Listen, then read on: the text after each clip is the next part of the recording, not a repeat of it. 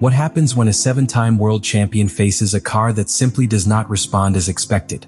Today we are going to discover how Lewis Hamilton fights with that dilemma after the practices in the Canada 2025 Grand Prix. Friday's practices at the Canada Grand Prix not only represented a shooting session for Hamilton and Ferrari, but an authentic test field for a relationship that is still in the construction phase. In the first free session, Lewis signed a time of 1:13,620 that placed him in the 5th position, just under half a second of Max Verstappen. Although the result seemed acceptable in the margins of superficial analysis, the truth is that the process behind that chrono revealed a much more dense and complex truth. Hamilton approached the practice with a meticulous strategy. His goal was not to shine in the timetable, but to understand the invisible limits of a car that, until now, has been capricious with whom they try to tame it. The SF25 behaves as a machine with its own identity, which requires being understood before surrendering to the pilot's wishes. Lewis understood it from the first minute and adopted an almost scientific approach, prioritizing data collection, the understanding of the car balance, and adapting to the low level of adhesion of the Canadian asphalt. He completed 30 laps, each executed with the intention of building an information baseline, not of show. In contrast, Charles Leclerc, his teammate, came out with a more aggressive attitude. He immediately looked for the limits of the car and the circuit, achieving an initial fast time, but also making an error that ended with his damaged car in the chicane of the Curve 3. That moment marked a silent inflection point. While Leclerc suffered the consequences of an attempt of premature domination of the car, Hamilton reaffirmed in his choice of patience as a tool of progress. The second practice, already without a Leclerc on track for the damages suffered in his car, placed Hamilton in a unique situation. All the weight of development, the collection of information, and the technical analysis of the Ferrari team fell exclusively on his shoulders. It was an exercise of both physical and mental resistance. He completed long programs with different tire compounds, career stint simulations, and aerodynamic comparative. This time marked a 1:12,653, being 8th, more than half a second from the leader George Russell. In sports terms, it may seem like a step back. But in the internal narrative of the team, it was a crucial step to build a roadmap to competitiveness. Hamilton should not only adapt to the technical characteristics of SF25, but also compensate for the absence of cross-references with Leclerc. It became a single day not only into a pilot but a rolling laboratory in motion engineer and in unique reference for Saturday's setup.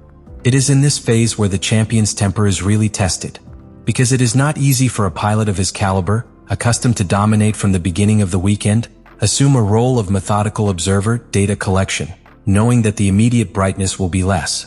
But that is what distinguishes Hamilton. His ability to take the long path when the situation demands it, to understand that each 10th trimmed in the race is born from a well-made decision in a free practice. And on Friday in Montreal was exactly that. One day without bombastic headlines, but full of right decisions that could later become keys to a real transformation in Ferrari. When Lewis Hamilton decided to join Ferrari, he did know that it would not be a simple change of colors.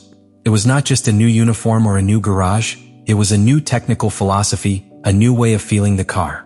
However, what perhaps did not anticipate clearly is how radically different the behavior of the SF25 would be about everything he had handled in Mercedes for more than a decade. And it is that SF25 does not speak its language. Since its first kilometers with the red car, Hamilton has had to face a structural disconnection between its instincts at the wheel and the car's response. To understand this tension, you have to understand the style that has defined Lewis throughout his career. An approach based on late braking, high confidence in the front of the car, and an almost surgical capacity to rotate the car while still maintains energy on the rear axle. This type of pilot requires a car that supports a high load on the front train without destabilizing, which allows you to modulate the direction with subtle and precise movements, and that reacts progressively, not abrupt. The SF25, on the contrary, punishes that approach. It is a car that demands a cleaner, more fluid style, almost more obedient than dominant. While Hamilton seeks to attack the entry of the curves, generating rotation through active use of the brakes and the steering wheel, the Ferrari responds nervously. The rear is broken down, the front axle loses effectiveness at the critical time of rotation, and the car behaves erratically. It is as if every attempt to impose its style caused a natural resistance of the car, as if they were in a conversation in which neither speaks the same language. Rob Smedley himself, former Ferrari engineer, clearly explained it. The car is not easy to drive and does not adapt well to Hamilton's style. It is not that he is paying badly, it is that the car does not allow him to express himself as a pilot. This fundamental difference makes each session a constant negotiation between what the car demands and what the pilot wants to deliver. And what makes it more challenging is that it is not about correcting a curve or a braking. It is about reconfiguring years of automatisms and reflections developed on a totally different platform. What is at stake is not only performance but trust. That intangible connection between man and machine that allows the pilot to extract the last tenths when the tire falls or the track changes. Hamilton is not there yet. And no, each stint on the track is a kind of resentment, an unlearning session to rebuild its style from the base, adapted to the whims of SF25. It is a process that consumes not only time but mental energy because every adjustment it makes goes against what your body asks you naturally. But the most revealing thing is that, despite everything, there are no open complaints or public frustration. There is recognition of the challenge, yes, but also commitment to solving it. Because Hamilton has been in adverse situations before. He has felt what it is to have a car below his talent. What he has never done is resign.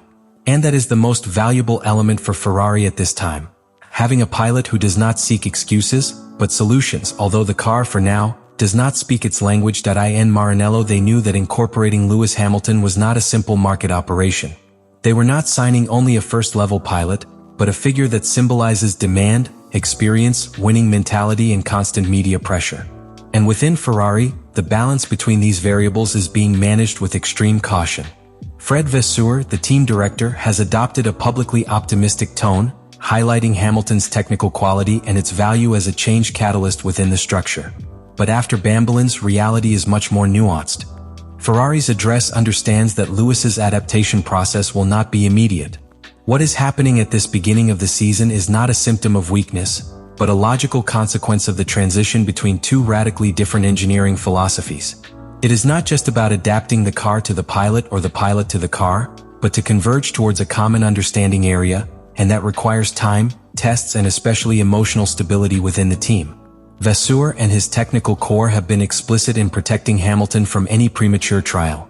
Internally, there is a real effort to design training sessions that favor their style, for adjusting configurations that minimize the negative effects of the car on its natural piloting, and for maintaining open, constant and propositional communication between engineers and pilot. They do not seek an immediate revolution, but a progressive evolution, a learning curve that accelerates as mutual trust grows. The context is not easy. Ferrari is a team with a story full of expectations, where each session is measured with the magnifying glass of the Italian press. Every thousandth loss becomes a holder, and each comparison with Leclerc is transformed into a trial. Therefore, the team's strategy not only points to the technical development of SF25, but also pressure management. Vasseur knows it. If the environment becomes toxic, the process is broken.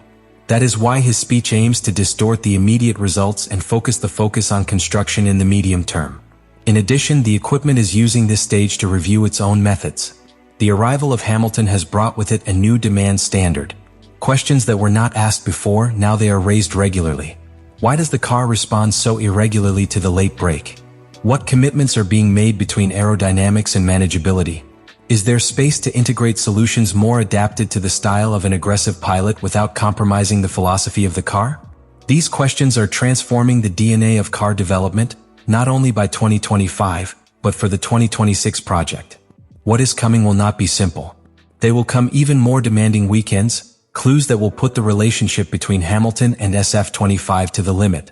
But if Ferrari maintains coherence in his vision and continues to bet on the method and patience, this initial stage of struggle and adaptation may become the foundation of a technical and competitive rebirth that the team has been looking for more than a decade.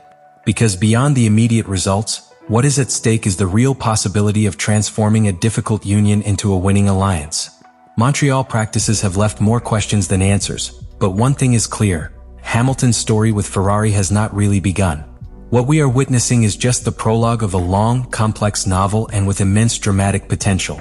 Because the real question is not whether Lewis can give to its maximum level, but how long it will take that the car allows it to do so. What comes now is a critical phase where every detail can make a difference. It is not just about finding the tenths lost, but about building an internal narrative within the team that allows those tenths to become consistency. The next large awards will serve as emotional and technical barometers to measure progress. At this time, the team must decide in which direction to deepen. Do you modify the car to bring it closer to Lewis, Or do they continue to adjust to a system that, until now, has been resistant to change? In addition, there is a psychological dimension that cannot be ignored. Hamilton is a born competitor, a pilot who needs to feel protagonist to do his best. And while it has demonstrated an out-of-the-ordinary maturity in accepting this transition period, each career without tangible results erodes a bit that patience. Ferrari must be able to show him that they are advancing, even if it is slowly, because the time in Formula One is the most scarce and most expensive resource. However, if there is something that this sport has taught us, that if it manages to overcome this stage of disconnection, if the team knows how to evolve in the right direction, and if Hamilton's raw talent synchronized again with the machine, we could be facing one of the most powerful returns in the recent history of F1.